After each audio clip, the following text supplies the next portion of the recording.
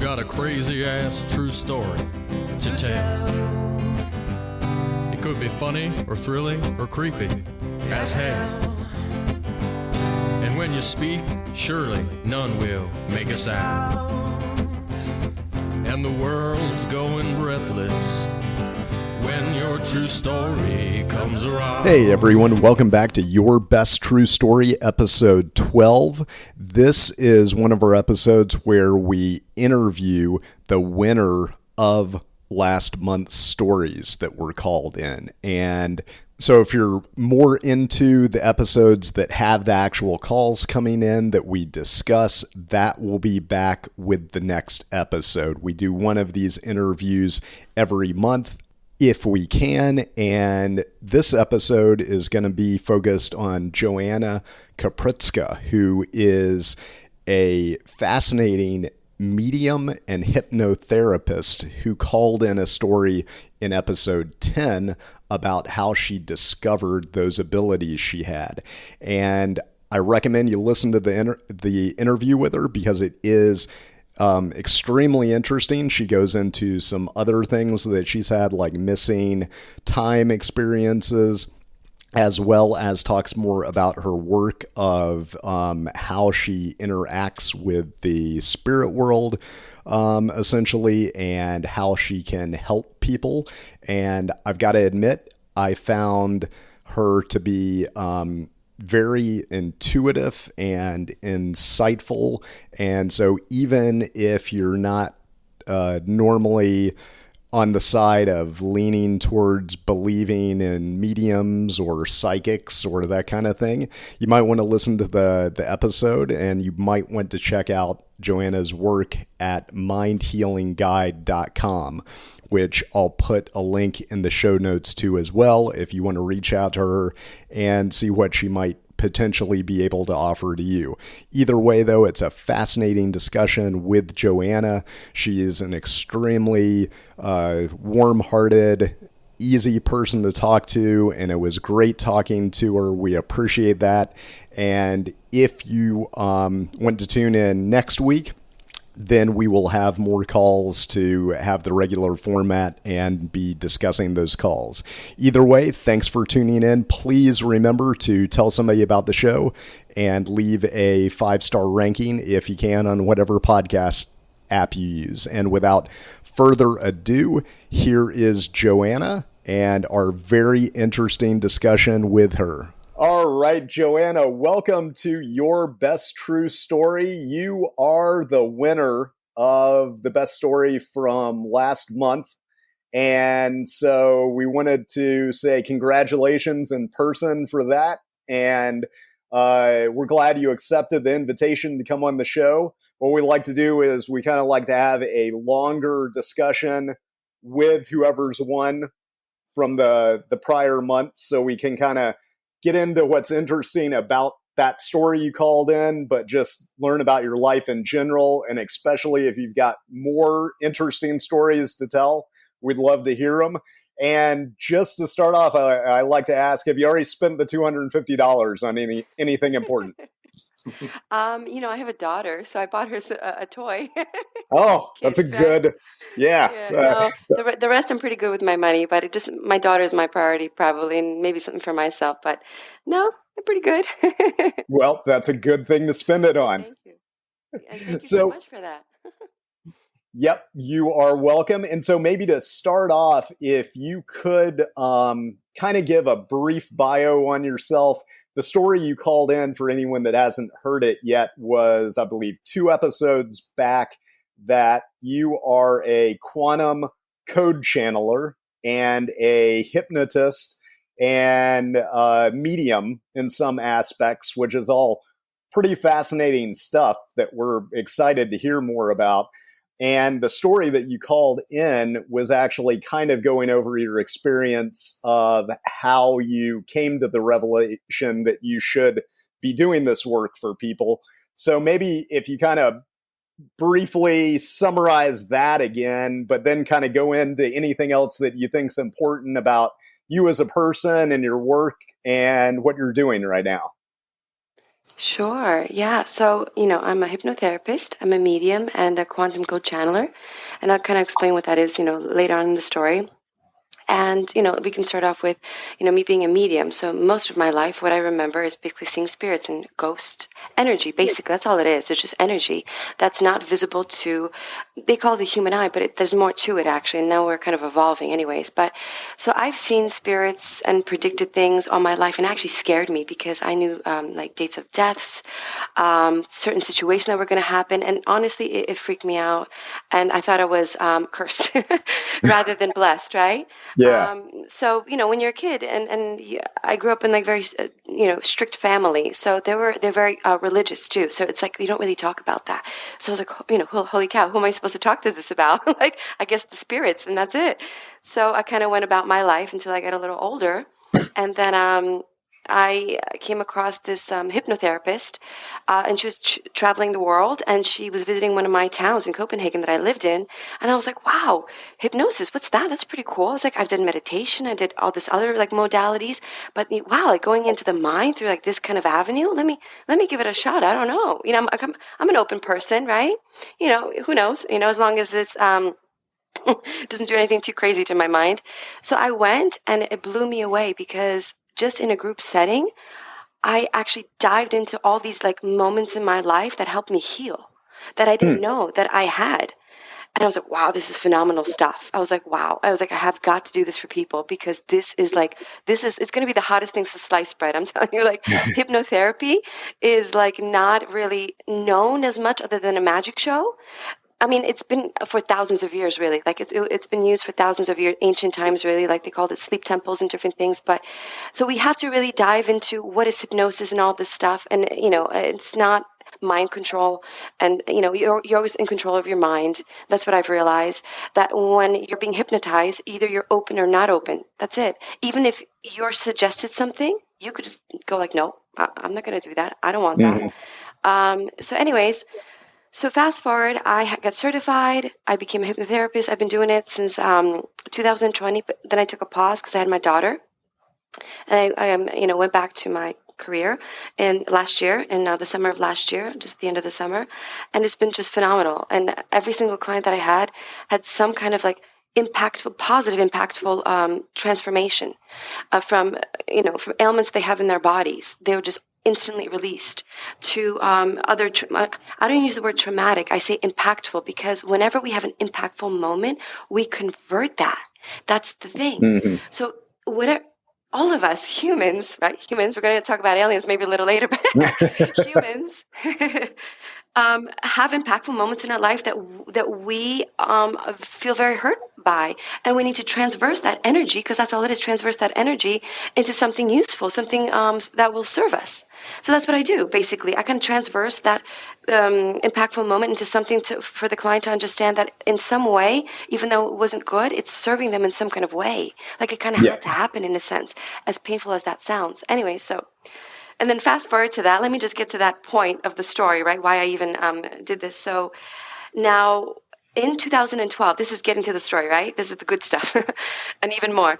2012, they were calling it the Mayan prophecy. That was the date that they said that the Mayan predicted thousands of years ago. It was December 21st, 2012. I didn't take it as anything. I was like, yeah, okay, whatever. Yeah, okay, we'll see what happens, right? Like I'm a healthy skeptic, right? And that day I didn't plan anything. And on 10:19 at night, I remember because I wrote it in a diary, suddenly this frequency out of nowhere, there was no music. I asked my neighbors, by the way, just side note, all the debunking that I tried to do, right? I heard this frequency. Imagine like a what do you call it, tuning fork, and going to both ears. And it lasted for a few minutes. And then after that, I was like, this is just weird. Like, what the heck? Whatever. And next thing I know is I see a green orb floating around my room. Again, I was like, okay, this is just weird. And then nothing after that happened. It was just, that's it. And then I asked my neighbors if they had gongs going or music or I don't know, nothing, not even in the news. Nothing happened in the news, right? I don't know if you remember that day, nothing. So I went about my life, and about 6 months later, about half a year later, I started seeing basically the crystalline codes, meaning, in a sense, the matrix of what this reality is actually made of. Because my vision and the way that I'm made, I already see the other energies but this is Okay. just the energy of life, right? So this is, and first of all, I didn't know what it was. It freaked me out. I was freaked out, honestly, for weeks. I was like, what is this? What am I seeing? Am I crazy? Is my vision not right? You name it. I went to the doctor.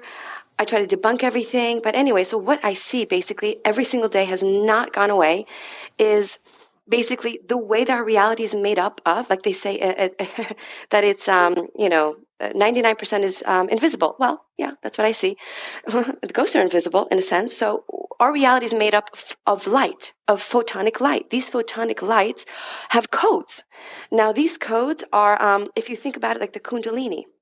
And Yeah. that's why it's in the spiritual meaning. I really don't really know that much of the spiritual text. I'm just going to say what I see, right? So basically, it's like a snake that's wrapping itself around, like in this grid, right? And within each intersection, there's a circle. And in that circle is sacred geometry.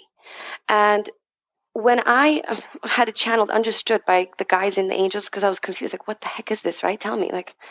And they said, each person has their timelines. There's destiny and there's free will, and they're tied together. So your destiny, those points are going to come no matter what. But the free will is you have your timelines. So depending on how you feel, how you act, and what you do brings you to your chosen timeline. So your destiny is always going to happen. And in this formation that I see for myself, and everybody has this, by the way, is where I am in my timelines. So as it's floating down, these codes are, think of it as an actual crystal. And these codes are just kind of floating down. They're in constant motion, by the way. Constant motion, right? Always, the universe is in constant motion. It's always falling down, and you see this formation, and it drops. And in that, the one that's actually closer to you is the one you're focused on, and that's the one you're going to, if they call it manifest, if you want to call that word manifest. And the other ones, because there's not a million of them, there's only certain ones. When we have like a desire for a certain thing in life, we don't have a million. We have a chosen few, if you think about it, right? So these chosen few are shown, and it shows you which one is actually you're bringing closer to you, and which one are like in the background. That's what I see. So, and I didn't understand that for a while because I needed to process it. Really, it's still mind blowing when I see it. To actually see, like, what this reality is made up of. It's mind blowing. It still is, and it's. Could I jump in? Sorry to interrupt you, but I'm just super Tell me, yes. fascinated, by that part of when. So, are you seeing that all the time, like right now, or does it come sporadically, or is it something that you can turn on and off? How does that work functionally? Sure. So now the most that I see them is in natural light. So like, let's say the light over here, if I try to focus my eye with synthetic light, I don't see it as much. The best time I see it is even if it's a cloudy day, raining, snow, you name all weather. If I look out into the sky, into the, out, I see it, but I could see it within my scope during the day, night, it doesn't matter. At nighttime, it's just harder to see. But daytime, I see it all the time. And it's miniature. But that's great you asked because it's actually really tiny. So it doesn't, like, sorry to say, so I don't say screw up my focus. That's not a curse, right? Yeah. Broke that out. Screw up my focus. And like when I want to focus it, I actually can zoom it in my eye and expand it. But it's actually very tiny, and it doesn't like defer me, whatever it's called, from my day-to-day living. Okay. And the thing is, I've noticed when I kind of like realize, like kind of diagnose this what I see in a sense, right? Is when I'm more stressed, the codes really fall quicker and quicker and quicker. Like I can't catch them. I can't actually focus in and look at what shape the sacred geometry is in, because there's different shapes inside. And when I'm more calm and at peace, it'll go down like slower. I just, and like where my eye goes. So and the other thing I want to mention, another phenomena that is relation to this, right, is that I actually had a podcast with a scientist, and it was he just loved it so much. We did 3 hours. So he Wow. he did, because I just said what I see, and he basically kind of said scientific terms to prove what I see. And that blew me away. Anyway, so what I see also is I see atoms, the actual particle of atoms, like, but we're all evolving, by the way. It's not just me on like I'm special. our human nature now is actually evolving, and we're going to see within our retina, I don't know how that works, more things that we never saw possible. We're going Okay. to, our hearing is going to get amplified. Our vision is going to get amplified. All the senses are being amplified little by little. So what I see, how does an atom really look like? It's it's not what's it's shown in textbooks, by the way. So the way I see it is basically, imagine a firework, right? And it's all light. Everything is made out of light. This whole existence is made out of light.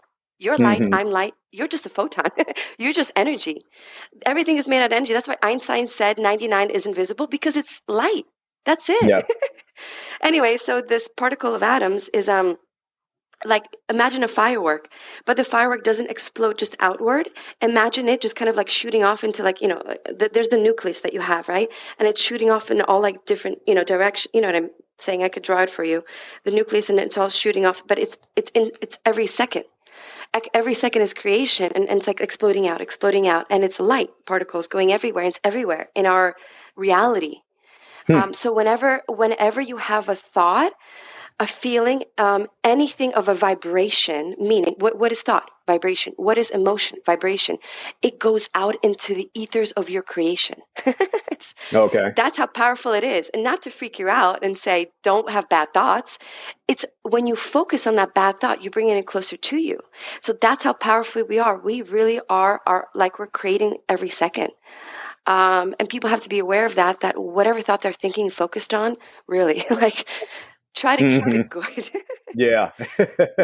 you know, And um, is yeah. is that what part of when you're working with people, is it that you're looking at for, and like, does each individual have a different aspect of that you're looking at, and that's helping you to like diagnose their issue and guide them on how to move things in a more positive direction? So, uh, for whatever reason, I could only see it for myself. I don't see it for Okay. anybody else. Okay. I don't know. Maybe Yeah. I don't know, but that's just what it is. But when I have a client, I'll give you an example. When I have a client, this is where it kind of merges, right? Because I see spirits, I'm super sensitive. I could hear them, I could smell them. They touch me. They literally touch me. When I was younger and they used to touch me, I thought it was twitches. But you know how somebody's literally just poking you? It's like, hello, I'm here. Yeah. Wherever they touch me. So when a client comes in, many of the times, including for you, but I don't see anybody for you, maybe at the end or in the middle, who knows, they just pop in. And I say, hey, there's somebody here for you, including pets, by the way. I'll say, there's somebody here for you. Do you want to converse with them? Do you want me to give you a message that they're telling me? Hmm. Podcasters, actually, I've been doing a lot for them just for free like that, because they're just here as I give the message. Or for a client, I say, would you like to talk to your departed loved one or pet in your session? And that has happened plenty of times. So I know who's here. Like, I had pets, I had people, I had even angels and guides. And they go into their session because I can't tell you if they're going to appear. But if you're open enough, I had a handful of times, including pets, where the energy, let's put it energy, right, appeared into their subconscious, because you're in a dream state. So you think you're dreaming. Like, whenever you have a relative that passed away, right, and they could Yeah. pop into your dreams, that's it. Because they know during your dream state, that's where they could pop in, where they can give you a message or predictions or things that come true, all these things, right? Anyway, so that's what I do. And the second part, I just want to answer your question. The second part is, I'm so sensitive that when I have a client, I actually feel their ailments on my body. And I had proven it so many times. And I have video testimonials on my website. I just updated my website. I'm relaunching it.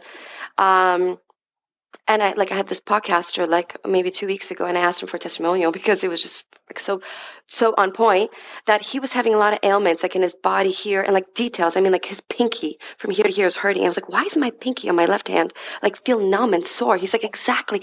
He's like, it's crazy. He's like, my pinky, that's the finger that is like feel like it's broken or something, or like this little crink on. I said on the top of my neck. I feel like just right on the top between where my head meets in there, And he's like, that's exactly the point that I've been having trouble with, and all these things. So I literally told him the stuff. He's blown away, speechless. And then, of course, the spirits come in for him. He was. You're going to see the podcast with him if you want to do the research. I know he's going to air it.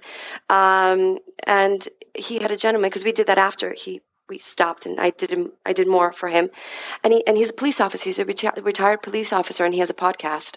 So it's really incredible. Like, I just want to say one last thing with that is that we're all psychic.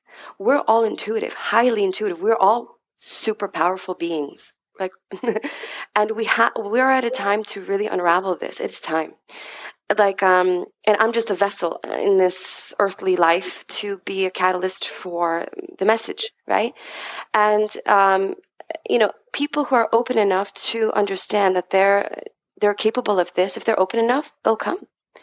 If you want to enhance your intuitive abilities, you can. First thing is just be open, and you're going to kind of get steered to videos, people, hearing you guys talking to me and hearing this message. So that's a lot of talk. I know. Anything you want to ask me? It's just so much to say. Yeah, that's fascinating. Like, it's almost like it's so interesting. It's difficult to know which angle to explore on it. And Freddie, feel free at any point if you want to jump in with anything. I've got tons, but yeah, she was doing such a good job of catching up on the story so far. Did you ever the green orb? Did you ever figure out what that was, or who that was, or? So sorry, allergies.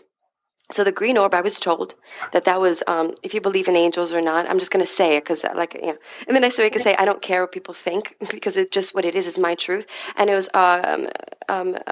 Archangel Gabriel, and there was other beings too, but that was the angel. It was like the archangel that came for protection. Why? I don't know. He just came there to protect me. And the green is he not gave me the healing energy, but he gave me something that enhanced my abilities to kind of do this. But I won't be the only one. There's going to be others, but I'm just, I signed up for this. And then a question about the codes. When you see them, do you actually see geometric, like runes, like shapes or hieroglyphs, or is it sort of an internal message to you, or is it just static that has a pattern to it? So the way it looks is I see them with my actual eyeballs. I want to, emphasize that, which is mind blowing to me, really. Still, I can't even believe I'm human. When I see it, it is basically, if you wanted to think of it like the most simple terms, like piping. Okay, think of piping or like I don't want to say worm, like just snake. That's what they refer to in the spiritual things. That's what I'm just going to say, snake, a tube worm, and it's all kind of looped. And it's all looped in all different ways. It even it could do all different ways. It loops and swirls, and it depends on what you're doing with your life. Is it straight? Because there's straight lines, there's loop lines, but with each intersection, there's circles just at the intersections. And inside those intersections is sacred geometry, all different shapes. That's all I know. And within that, I'm sure there's other people going to come out into the world, because now it's going to be an epic time, by the way. It's starting. Other people are going to come out, and you're going to hear some really fascinating things about how the world really is, But think of it also as a crystal. The way it looks to me is think of it as a crystal, like a photon, like light. Imagine seeing a crystal, but it's see-through. And it's it doesn't belong in this dimension. This is the strangest thing to me. When I first started seeing, I was okay, wait a minute. There was this episode, I remember I was younger, of The Simpsons, where he was whatever D. Do you remember? He was in the 2D, and he was seeing the 3D or whatever D. Do you remember? That's really old.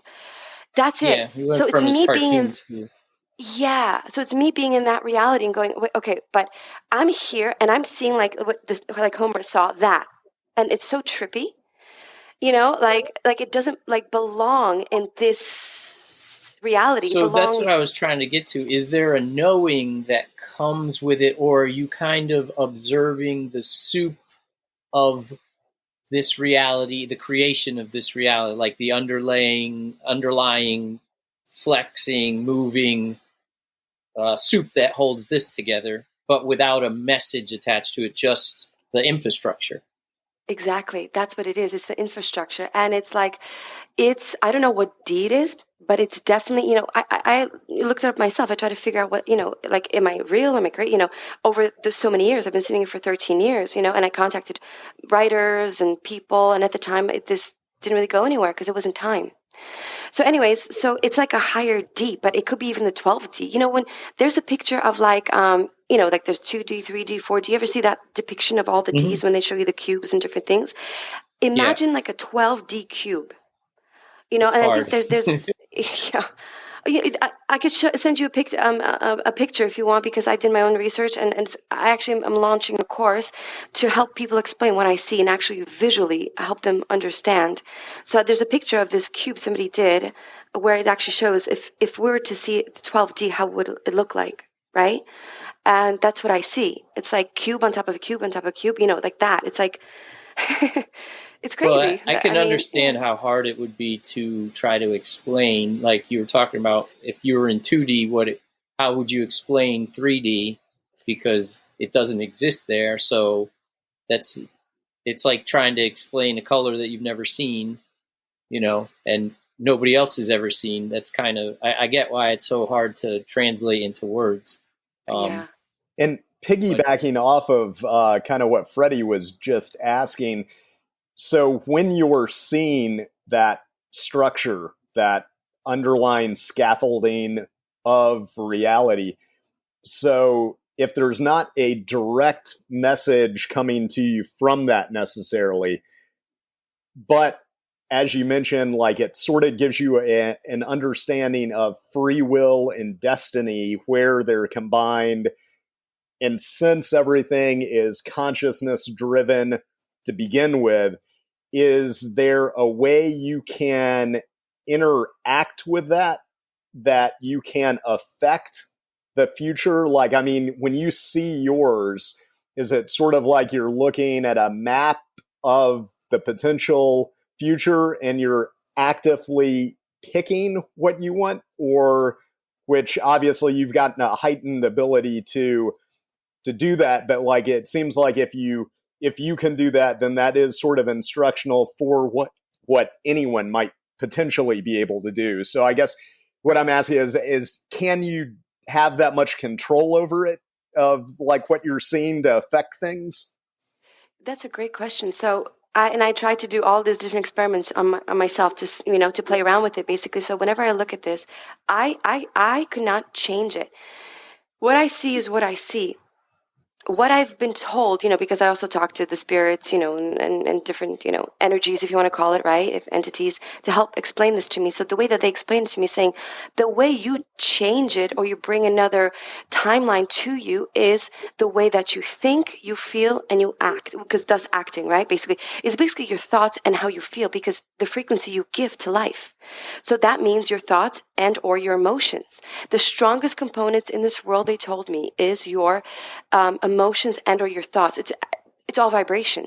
All of that creates what comes to you, what you focus on. So it's kind of like they even say like what do you call it? I don't forget what it's called. It's like whatever you give to life comes back to you. You know what I mean? Mm-hmm. Like you are life, or life is to you. Like there's a saying. I'm going to say it wrong. Sorry. So when I look at this, no, I cannot change it. I'm an observer. I'm the observer of my own reality. And if I do, but it does change. It does alter, if that was your question. I've noticed that when I looked at this, it stayed and it changes. It doesn't change it daily. It can, but what I've noticed over so many years, right, just looking at it, is that it alters depending every few years, every few months. And I've noticed it changes. It absolutely changes. Yes. Why? I don't know. Because I changed but the destinies don't, because they always, I've noticed when you have the crossing, it just changes positioning. Do you know, like, like imagine it just kind of shifting, kind of like you take like something of liquid or something and kind of just kind of push it to different areas, but it's still there. Do you know? Okay. So that's, if that answers your question. So yeah, the formation does change, but the actual circles, like where the points are, just kind of readjusted themselves. The length changes, the shape of it changes. And you haven't. I have a question. Oh, go ahead, Freddie. It involves time and your perception of time. I've heard the version of time where any point in time being like a radio station with a certain frequency, that if you tune to that frequency, you can be there. Is that how you perceive time, or do you have a different version of time? And as an adjunct to that question, how do you interpret aging into it? Because it seems like a thoughtless process. how is it both that you could visit a different place, but at the same time your body sort of flows down the river of time as we observe it?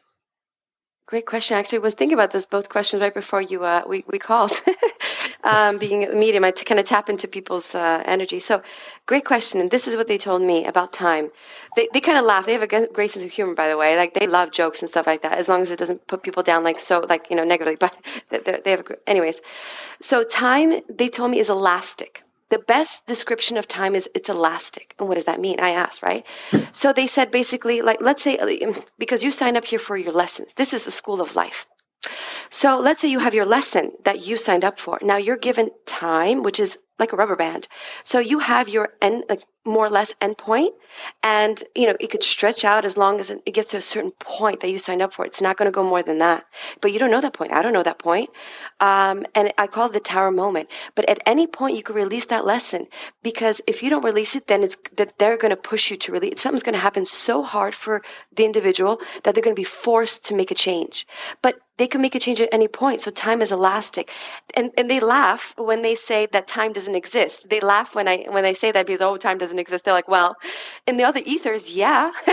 But in this reality, you need time because you have your lessons. So you need the time, sequence, I guess they want to call it, the time sequence to process those lessons. Because if you don't have those, then that's kind of pointless. So, and also, I'm sorry, what was the second question? Because I was like, because sometimes they give messages, they start laughing. Yeah, if it had to do with aging as like a thoughtless process of time where you're not focused on one point or another, jumping to or from somewhere you want to be. And you might have answered it in that the lesson learning, there's a layer that sort of goes on a conveyor belt along so that you can get to the points that you've pinned out for yourself, or Yes. maybe that's what you were explaining. Yeah, so I'll just answer that, and also just throw in a time travel experience I had. Super cool. Lately, the past year, I've been having some really trippy experiences. I don't know what's going on over there, but something's really speeding up. So to answer your question, is that I don't know why they want me to say it in this way, but I just will. This is what they're telling me, right? So we have the capability, and I'll answer your question, I promise. We have the capability of living hundreds upon hundreds of years. How? Let me tell you. They said to me that the most important that people need to understand is not diets. Food is important to your body, but that's not priority. They said you have to keep your prana, meaning your life force energy, at the highest point you can.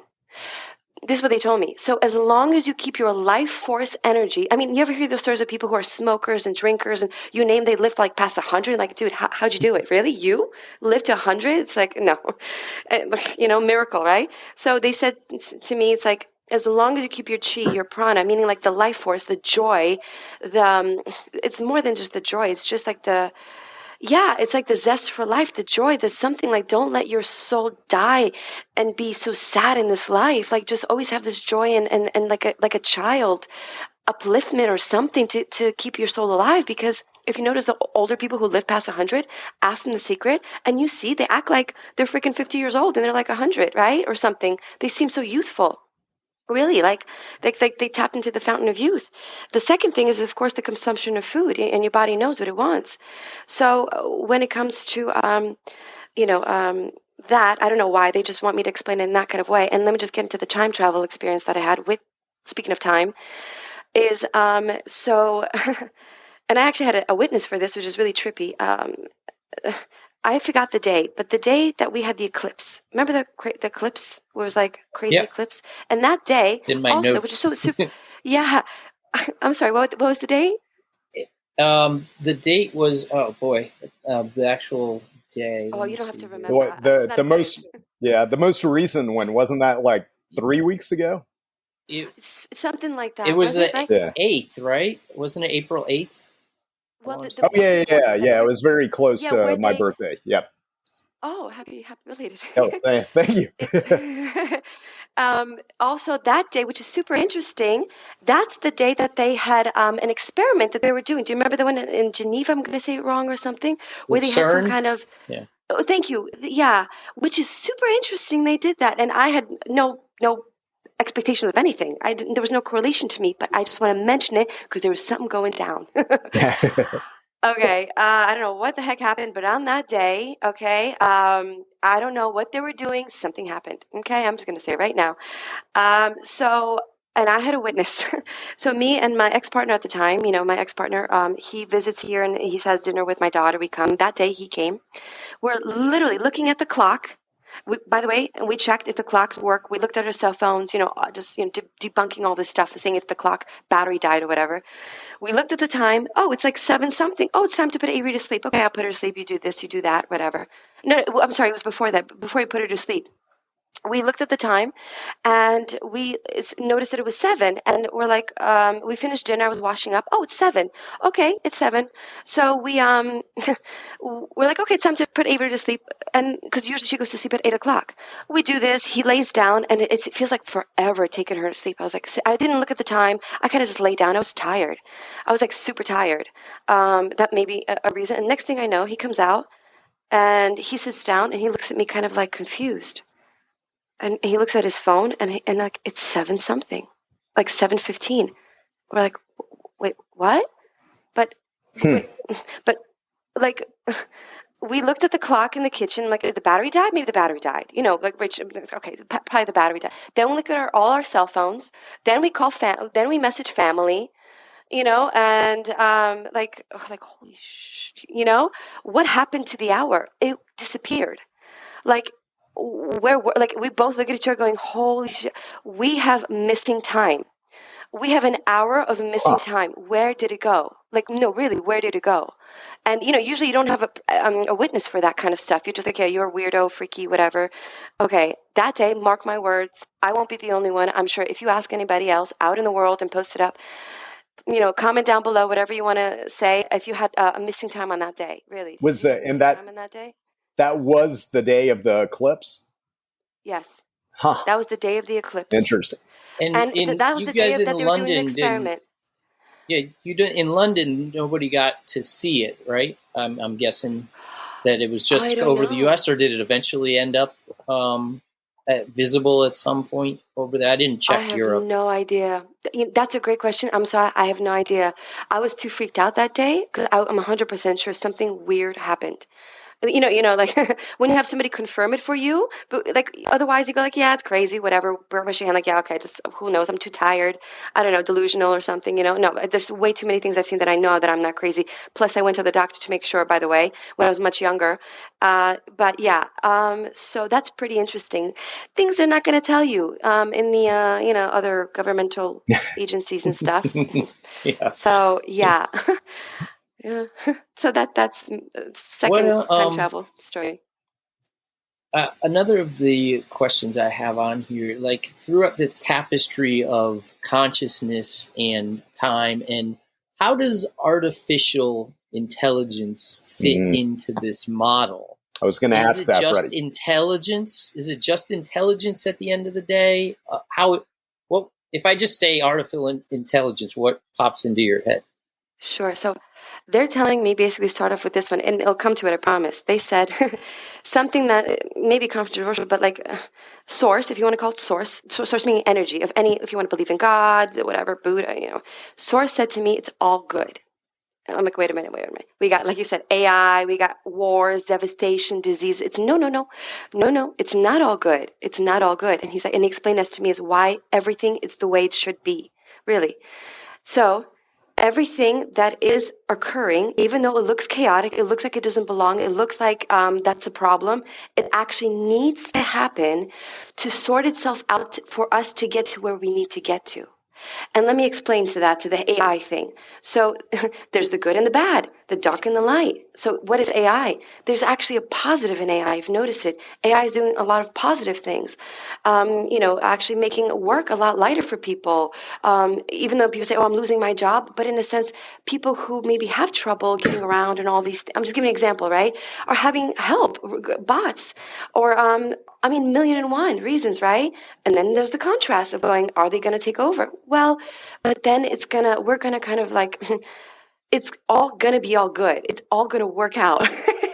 Even though it's going to look chaotic, this is what Source told me. From the outside, it's going to look crazy. It's going to look like a little more crazier than normal, but it's only because it's sorting itself out before. Like, think of this as a thing going, the calm before the storm. When there's any tornado and it creates like a devastation, and at the end, you can regroup and restart. Not death or something like that. Not about that. It's just about regrouping. You kind of need, I don't want to say madness. You don't need the madness. Like the chaos, the chaos is serving us. I know, crazy to say. It's like all the things in every individual's lives have to happen. The bad has to happen in individual life to get to the good, but we're going to be all right. I promise. AI is not going to screw it all up. There's a light in the tunnel and it's not going to be AI. Are you do you consider yourself like in communication with source or spirits like right now at this moment? Or is it something more involved you've got to do? No, it's like instantaneous. I've always had this in my life. That's why I call it quantum channeler. And I didn't know when I was a kid. Like, I didn't know that I was talking to I know I was talking to spirits, but I didn't know actually I was channeling source. I was channeling angels and guides and other alien life forms, if you want to go there. And if you want to talk about that for a brief second, I will. I just had a podcast not that long ago talking a discussion about aliens. If you want to just dip into that, I will. Well, I was speaking of life forms. Yeah, I was gonna ask real quick, if you are in direct communication with source, can you ask them like, hey, what can Jim do, the guy in the green shirt, to get things more on track? And they'll know what I'm talking about, I'm sure. They'll be like, yeah, we know. Yeah. They will, because I'm super sensitive, and I do mention that to podcasters after the show, because there's something going on more personal for you that I will not mention on air. Oh, interesting. So I will actually. Yeah, okay. yeah. No, I will, and I'll say it, because all the things that I've said to people might blow your mind afterwards, because I know nothing about you, right? So I will mention to you, but not on this point. But I will after we talk for a few minutes. That might help you. I might need to kick you off for that, Freddie, because this sounds. This is the good. No, this is. Yeah. I do have a question about quantum. As you say, quantum. What do you think of the idea of quantum computers? Is that a thing? And how could that be a thing?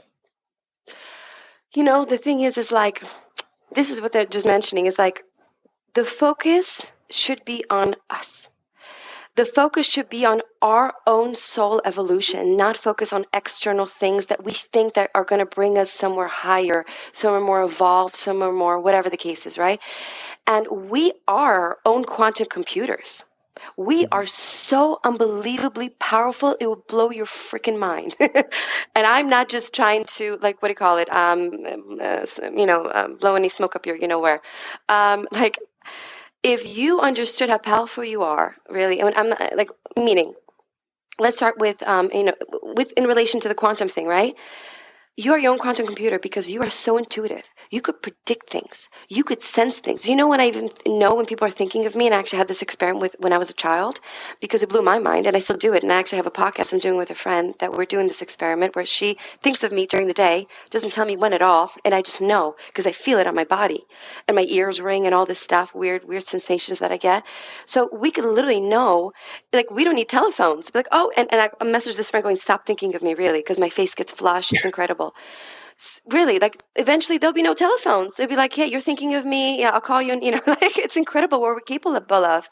There's no need for computers. There's no need for cell phones. There's no need for the external things. And it's all going to take time, generations after generations after generations, And do the quantum computers exist? Of course, because if we exist and we're capable of that, they will exist because we're all coinciding in our creation, So, but I think that they just kind of tell me the focus will be, not that it should be, but it will be on the human evolution. And the only thing they're doing is trying to have a distraction from that.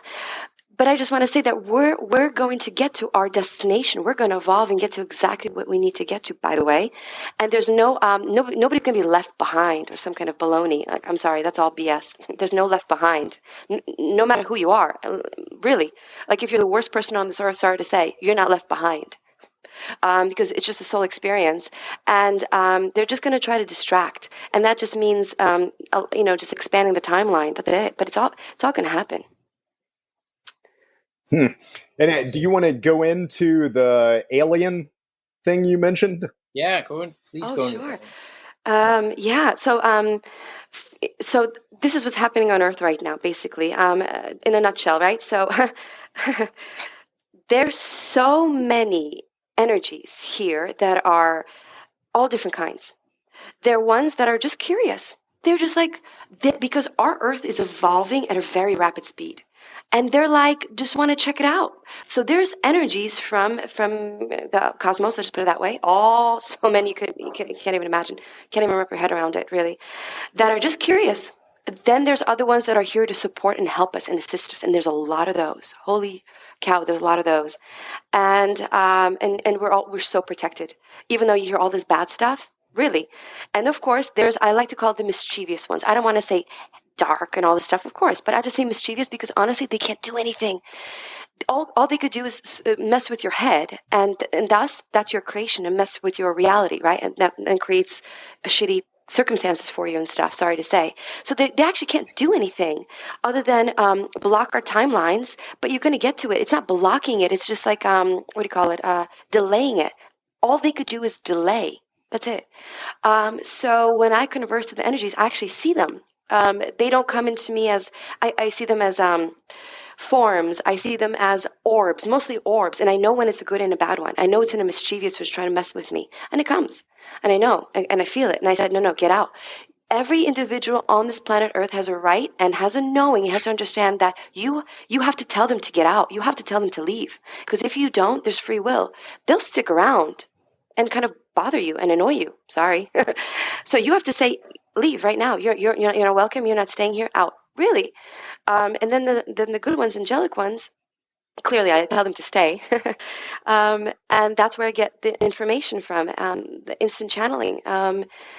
And also when I do my hypnotherapy, I bring many clients, I brought them back to different lives and different planets, including myself. I lived in a crystal planet.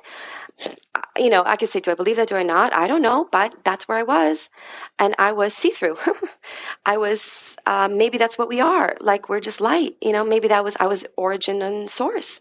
We're all light. Like, it's even in biblical terms, if you think about it, we're all light. We're made of light. That's all we are. So I can get into, if you have any questions about aliens, more ones, just kind of like in a nutshell. No, I did not have any, I did see a UFO, if you want to ask that. Yes, I did. Actually, I did. But they don't, and I do hear weird things, but I don't actually see, let's say, a green little fellow, whatever. No, because they come to me as energy, because I don't want to see them in any other form. I'm not afraid, but maybe I am subconsciously. But they come to me as orbs or just energy. But I did see a craft, and I'll tell you about it really quick. Back in the same time around when I started seeing the crystalline codes or matrix, whatever you want to call it, I call it the divine matrix blueprint. I was in the field just meditating. I was trying to wrap my head around what I see for weeks and months. I was in the field by myself, and I feel something talking to me. And they literally said, look up. I look up, and I see this round, shiny ball. It was round. It was just round ball. I look up, and it's not, it's, how far away I don't know. I saw it. I don't know. It's like the shape of my hand. It wasn't like right over me, hovering over me or anything like that. It was right above me. I wasn't afraid because I felt at peace. I wasn't scared because of good energy. I looked up and I'm like, oh my God, like, I'm seeing a craft. It was just floating there. It was not a balloon.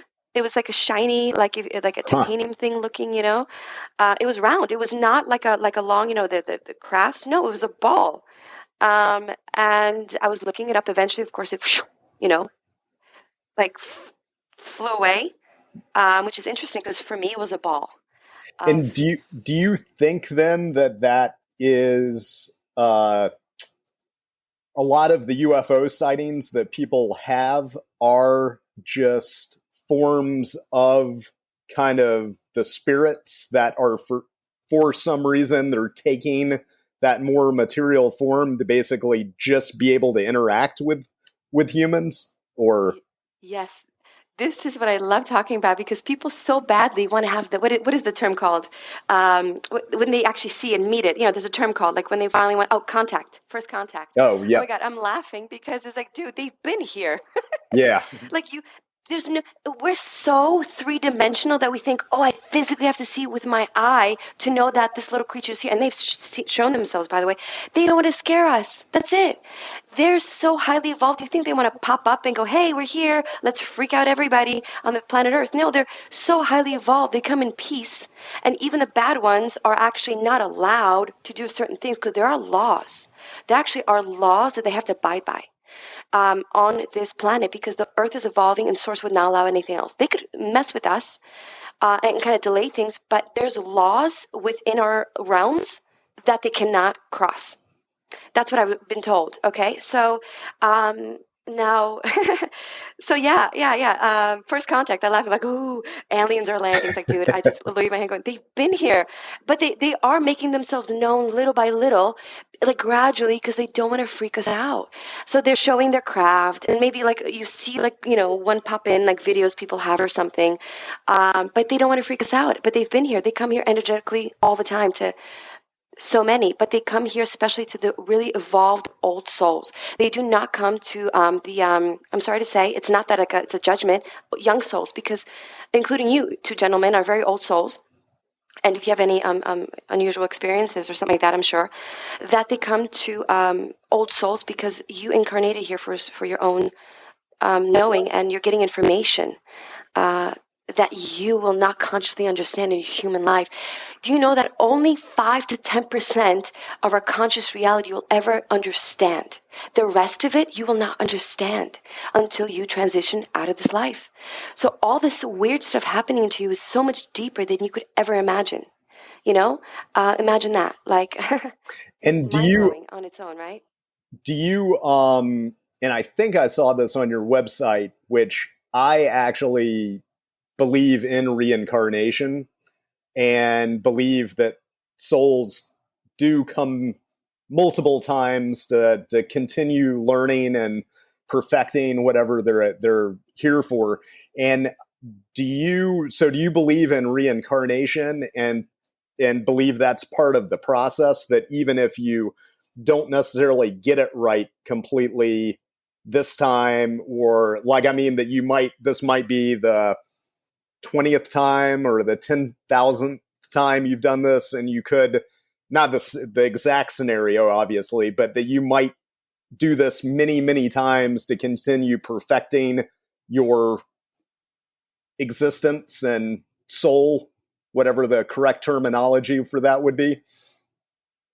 Sure. So the way that it was explained to me is basically we come here and you think, why would I want to come back here? If somebody has a really heavy life, you're like, oh shit, I'm not coming back. No, you do come back because after you come here, and I'll get to to answering your question. I just want to say this because they're letting me know to say this, that after the soul transitions, you go to a healing sphere where your soul actually reviews your life like a movie, and you get to see the things you did and didn't do, and all the timelines you actually didn't take. They all exist, by the way. There's no wrong. So whatever timeline you end up walking, all the other ones that you didn't take, that actually still exist. That's why Earth life is so powerful, and everybody wants to sign up to Earth life in this sphere because your soul evolves so much by being here that you get to take all those experiences, including the other sequences of your timelines you didn't walk on. you still actually are living them. That's why you might have dreams that like are from another, another time, that you're still dreaming of an old job or an old relationship. You're like, why the hell am I even dreaming of that? Because it's actually still going on. But to get to your answer, really, which is really interesting, right? Is that all the soul wants to do is experience, but you do sign up here for lessons. So if you do not, it's like, in a sense, it's like a contract you make with yourself. It's not a judgment. Nobody comes and God goes, here's your contract. Hey, you didn't finish this right here. You skipped this one. Oh, you got to come back. No, believe it or not, you actually decide yourself. You're like, oh shit, really? Yeah, you actually decide yourself that you actually want to come back here because you want to evolve. All the soul wants to do is evolve, experience, like a child. Like, Yeah. we're really children of God, source, whatever you want to call it. And the soul just wants to play, be curious about life, explore, and experience everything. That's all the soul wants to do. And you want to finish your lessons because when you came here with those lessons, you are tied with other souls. So because you want to clear your karma, clear your lessons, you do come back here because your soul doesn't want that. Because the soul is a special time of evolution, and all the souls now are releasing their karmic ties with anything that they they feel they had. They're actually releasing it generations by generations. And that's why there's generational healing, it's called now. It's not just now, but it's more so now than ever in the whole entire eons of existence, right? Since like Atlantea or something. Do you know, are you familiar with the concept of the yugas in Hinduism? Of the yugas are like really long time periods that humans cycle through over and over again. So it's sort of like it's always been going on and always will continue to go on. But each of the time periods that last thousands of years have kind of themes influencing them, because it's kind of like a circle where all of humanity ascends, then it starts to descend again. And according to that model, we're in the Kali Yuga period, almost right at the turning point, which means we're coming out of the bottom. We're sort of scooping against the bottom right now. And then over multiple generations and lifetimes, we'll get back up to the top. But it sort of dovetails into what you're saying, is that it is we're in kind of a dark period that is about to get light, and then we get to be riding the wave up for several thousands of years again. Yeah, I didn't know that. Thank you for sharing. There's so much I don't know. I just only speak about my experience and my channeling, really, like actually do limited research other than just what I see. It's just to Yeah. prove to myself what I see.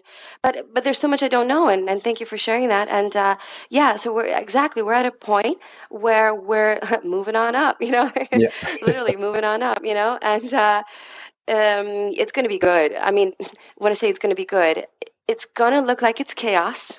But underneath it all, focus on your life. Focus on what you want to create, because can I just explain really quick of how it works? You are God, you are God, you are God, I am God. We're all gods. How is that? So the version of me that you're seeing, you're creating your reality. I'm just an actor in your reality. And like even Shakespeare said, what does that mean? Let me explain, right? This is what they told me.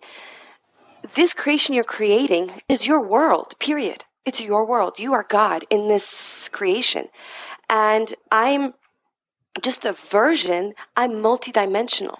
I'm just a version of myself that I'm magnetizing to you. So my version is different than your version. Both of you have different versions of me that you're seeing, depending on where you are and where you are, if you want to call it, vibrating. And so your perspective is going to be different and your perspective is going to be different. It could be close. It could be very similar. And that's the point of perspective in this life, is God, source, just wants us to have our own perspective. He wants each soul to be incarnated to go, hey, I want you to tell me the perspective. You are God. You are me. Tell me your perspective. That's all Soros wants to know. Just seeing life through your own unique perspective. It's as simple as that. But we have to understand about, of course, doing the good in the world, because if you don't do the good, then you actually get it back. It's a boomerang, by the way. So Yeah. you could be like, yeah, I'm going to do all the bad. Well, then you're going to get it back. It's like, don't do that. you know. Yep, that makes a lot of sense, and I think we're getting close to using up the time we would say that we took up from you. So we don't want to keep you too long.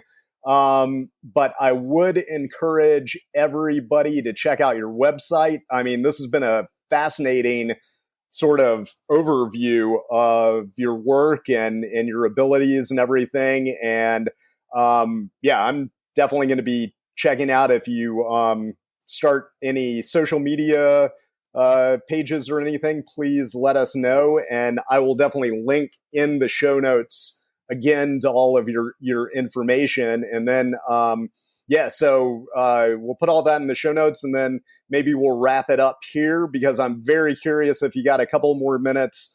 I do want to hear off air what your advice is, or what information you've got for us. And is there Sure, any? yeah.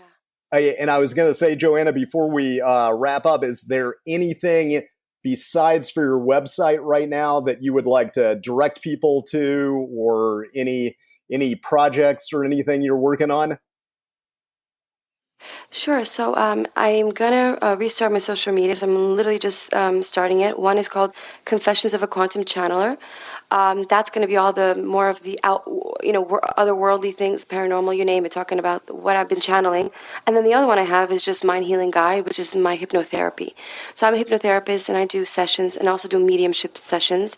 So in both, you could see my website. I'm actually relaunching my website, and it's actually looking really phenomenal. There's a book there's a lot of stuff going on. There's a book I'm launching. Oh, wow. Called Confessions of a Quantum Channeler. It's going to be launched shortly. Actually, might be even by the end of this month, if not early next month, which is basically the channel information, but it's very condensed. It's like each page has like only 1 to 3 sentences.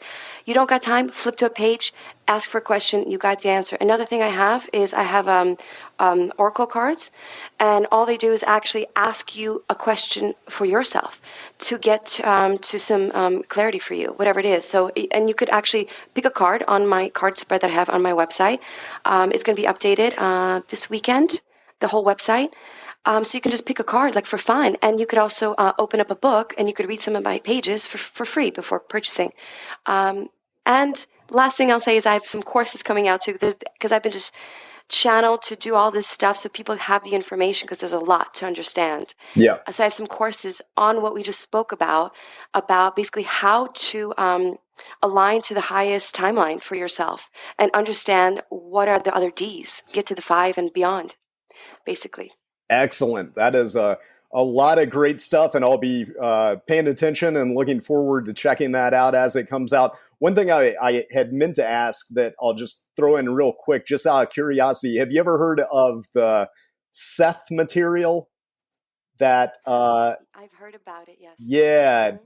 that to me sounds, and I've forgotten the woman that channeled the source information coming from Seth, but it seems like it sounds very much like kind of the information that you get, and so it's fascinating, the parallels there from what I've heard about it. But like, yeah, you might want to check it out just out of interest, because you might be getting sort of the same information, it seems. Wow, I've heard of it, but actually never read the book. I've heard about it and just things, but yeah, I should definitely read her. And there's actually, I believe, YouTube videos of her channeling Seth. She would actually go into like a hypnotic state and then go for, I think it was sometimes hours. She would be speaking, the source would be speaking through her, giving instructions to people and basically giving insight into the way everything worked. And there's definitely a lot of parallels from what you've been saying with that. Yeah, I see the thing is with me because I am a hypnotherapist, but I actually don't have to do any. I don't have to get into it. I just get it. Yeah, Like yeah, I'm so, all we really are. By the way, last thing I'll say is we're all conductors. And next time I'm here, I could talk about the pyramids and all that stuff. That's super cool, and I'd love to yeah. talk about how that even Yep. is. Yeah. So yeah, the pyramids are just a conductor, by the way, superconductor, and they're going to be activated. Yeah. Anyways, so we're all conductors, and the more you kind of tune into your own soul, meaning like, you know, it's kind of like tapping into yourself, like meaning being at peace to where you are in your life because you kind of created it and are creating it. That's number one, and just having clarity in your mind, knowing all is well. Really, that's kind of there's so many elements to it, but I'm saying just being at peace with yourself is one of the things to actually just be a stronger conductor of life because you're at peace and you're vibrating at a much better frequency where you get real miracles, you get epiphanies, you get opportunities, all these things, when you just kind of just accept where you are in your life, exactly where you are. It's hard to do, I know, and know all is well and all is happening as it should. And that's challenging as well. But when you do, then miracles occur, and knowing that they will occur, and almost expecting them to occur helps. That's for your viewers, by the way. That's just a channel message for your viewers. Almost expecting that good things are going to come your way, feeling that they will, you actually magnetize that to you. So Excellent. that's just the message for your viewers. Yeah, that is a great way to end the show. And thank you very much for coming on, Joanna. And please tune in to the next episode of Your Best True Story, where we'll be back to having some calls that have been called in and start the process all over again next month. So thanks a lot, Joanna. And it was great talking to you. You got a crazy ass true story to tell. It could be funny or thrilling or creepy as hell. And when you speak, surely none will make a sound. And the world's going breathless when your true story comes around. Oh, hear the crazy bullshit flying. Just one more maybe true story before we're dying. Yet be warned, surely not all stories will be treated the same. So don't blame us if your tale about grandma's cookies is lame. The only way to ensure you could possibly win a buck is to make sure that story of yours don't suck. So instead of yawns, go ahead and tell us how that Bigfoot or werewolf drowned, and then hear the world go breathless when your true story comes around. You'll hear the crazy bullshit flying. Just one more maybe true story before we're dying. Yet be warned, surely not all stories will be treated the same.